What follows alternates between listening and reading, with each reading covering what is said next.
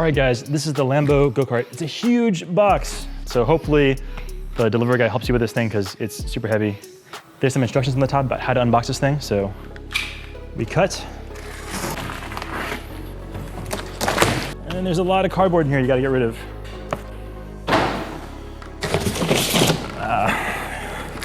Look at that.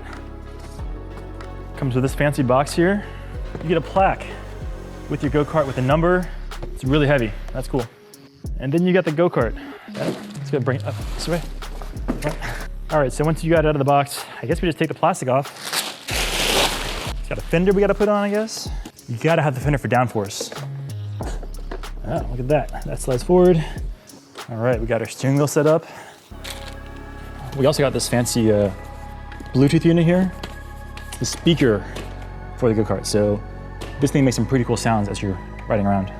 So in addition to all that, you got a charger in here and you've got this thing. So this is the control bar for the rear drive unit. You can stick this in there and you can ride on 2 wheels instead of 4. Yeah, that's all we got for this unboxing. So let's go take it out on a ride now.